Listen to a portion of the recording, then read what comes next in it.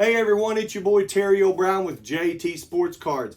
Been a while since we've put out a really good video. I hope you checked out my last one where my twin brother was here with me to do a PSA reveal.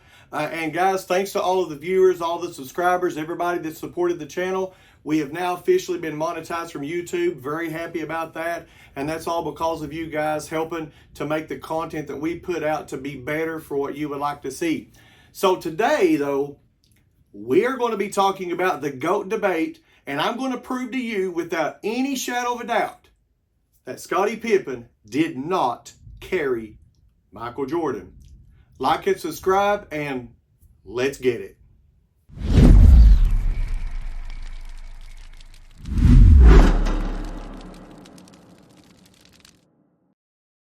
Hey guys, Terry O'Brien back, JT Sports Cards. Make sure to like and subscribe to the channel.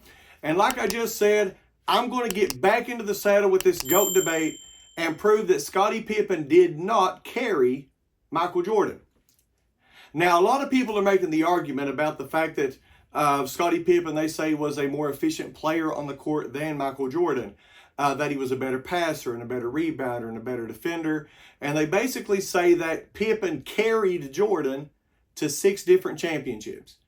So the other argument that they make is also that Jordan never won anything without Scottie Pippen. So those are the two main arguments that are made. And I'm here to spit some truth at you to show you that Pippen did not carry Michael Jordan. So let's go ahead and debunk the first one about saying that Pippen was a more efficient player on the court with Jordan. And let's start by answering number 1. So to answer the first argument, I'm going to prove to you that Pippen was not a more efficient player than Jordan on the court. Now, unable to do that, I had to start searching up some evidence. I had to look at stats. I had to look at years. I had to compare the two. And to make it perfectly fair, we're comparing Jordan and Pippen to the games that they played together on the Chicago Bulls. Because how can you argue that Pippen carried Jordan unless Jordan was there with Pippen? So I'm getting ready to show you a chart that I put together that's going to help prove my point, and here you go. Now look at these stats. I've got everything broken down through the 691 games that Michael Jordan and Scottie Pippen played together. Now I got it in total points, total rebounds, total assists, total steals, total blocks, seasons played all 82 games only while they were on the same team, seasons played 75 plus games while on the same team, and also the lowest amount of games played for any of the seasons while they were both still on the same team. So let's start to break this down. If we look at Michael Jordan, through the 691 games that him and Scottie Pippen played together, Jordan scored 21,775 points with an average of 31.5 points per game. Now, if we look at Scottie Pippen, while on the same 691 games played with Jordan, he only scored 11,841 points for an average of 17.1 points per game. Obviously, I got the leading stats colored in green, the losing stats colored in red. So we can obviously see on the scoring side of it, which I don't think anybody has argued against. On the scoring side of it, Jordan severely outplayed Scottie Pippen. Now let's look at rebounds. Jordan's total rebounds through those same games was 4,440 rebounds for an average of 6.4 rebounds per game. Scottie Pippen had a total of 4,446 rebounds for the same average of 6.4 rebounds per game.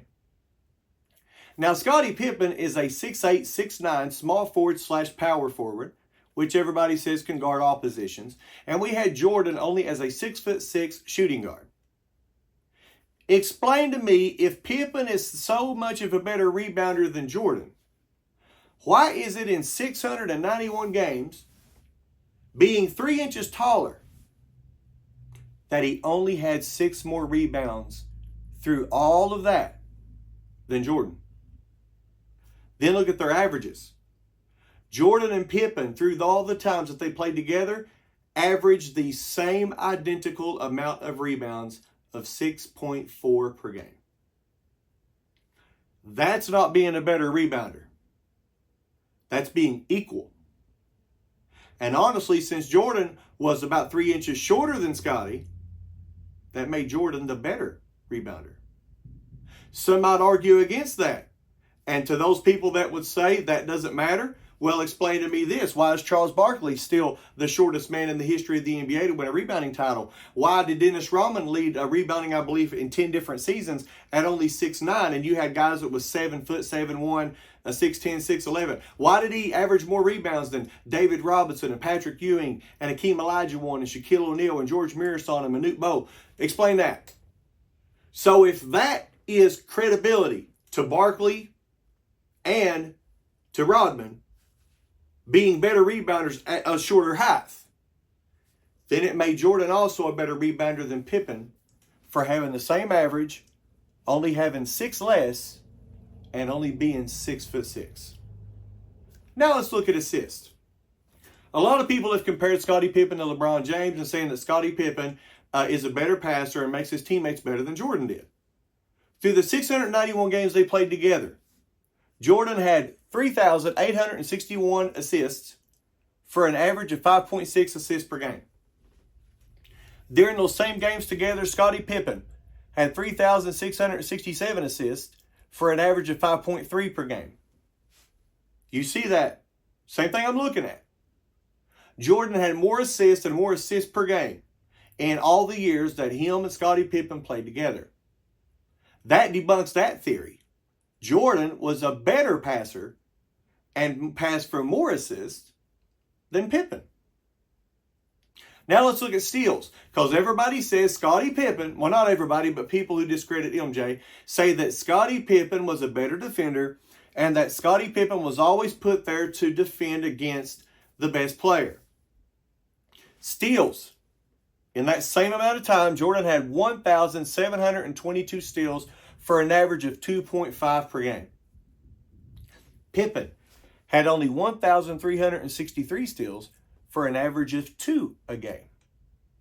Now, if you look at that closely, Jordan has between 350 and 370 more steals in those 691 games than Pippen did. So how does that make Pippen the better defender? Look at your blocks.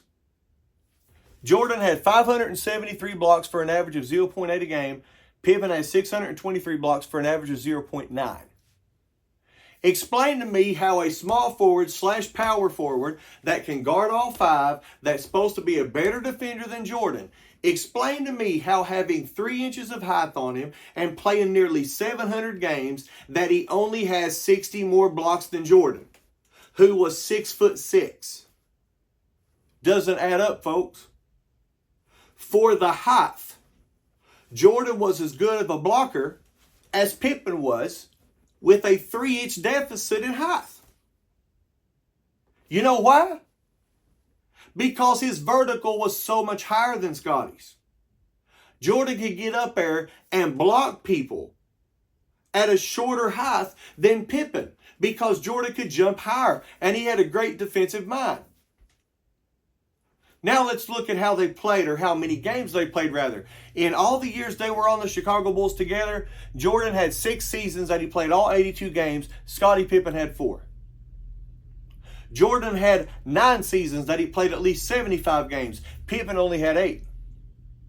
The fewest amount of games that Jordan played in a season when he played with Scottie Pippen for a full season was 78 games. Pippen's 41. So as you can see here, Jordan was a better defender, better passer, better scorer, and was on the court more than Scottie Pippen. That's not being carried, folks. That's carrying. Jordan never got carried by Scottie. Scottie got carried by Jordan. Now let's go to the second argument. They say that Jordan never won anything before Scottie Pippen. Now, Jordan came into the league in 1985, Scottie Pippen in 1988. Now, we all know how Jordan was when he came into the league. We know about the 48-inch vertical. We know about the only person to score over 4,000 points in a season other than Wilt Chamberlain in his 30-year, averaging 37.1 points a game. But people still say Jordan never won anything without Pippen. So let's look at what Jordan accomplished before Pippen was drafted. Rookie of the Year. 2-time slam dunk champion. NBA MVP. All-Star Game MVP. Defensive Player of the Year. All-NBA First Team. All-NBA Defensive First Team. Most points scored in a playoff game in history. One of only 2 men in the history of the NBA to score over 37 points a game, having over 4,000 points in a season, which I just mentioned. Not to mention there was a time during one of those years that Jordan had to play 20-some games as a point guard and nearly averaged a triple-double. Before Scottie Pippen. Most people that make the argument about Jordan not accomplishing or winning a playoff series before Pippen are the ones that are usually LeBron fans. So I got a question for you all. What did LeBron accomplish before Dwayne Wade and Chris Bosh? All-Star Game? No. No, he wasn't All-Star Game MVP. NBA MVP? No. Slam dunk champion? Nah, he's too chicken to compete. Well, surely he was a scoring champion. No, that didn't happen. Rookie of the Year, there it is. LeBron was Rookie of the Year. What else before Dwayne Wade and Chris Bosh? Jordan had already developed a resume as the best player in the NBA at that time before Scottie Pippen ever entered the league. LeBron James didn't have anything other than Rookie of the Year before he switched and went from Cleveland to Miami. So there you have it, folks. It's in black and white. You can't dispute it because it's correct. But I would like to throw you a little bonus fact in there. During the Bulls' second three-peat, which they won in 96, 97, and 98. Guess how many games Michael Jordan played without Scottie Pippen in that last three-peat? 43. Over half of an NBA season, he had to play without Pippen on the floor. Guess what his game percentage was, win-loss? 72%. They went 31-12 without Pippen even lacing up one shoe. So my folks, Jordan fans, LeBron fans, basketball fans, it's easy to see. Pippen never carried Michael Jordan. Michael Jordan carried Scottie Pippen. So with that being said, make sure you like and subscribe to the channel. Make sure if you haven't seen them, check out my other videos where I prove why Jordan will always be the GOAT and LeBron can't, where I prove that LeBron's overall stats will not make him a GOAT. And look at all the box openings we have from PSA, SGC. We got old school baseball, football, NBA. Check it out. Thanks for viewing. Glad to have you aboard. Again, this is Terry O'Brien. Check out our website at jtsportscards.net. And until next time, God bless and peace.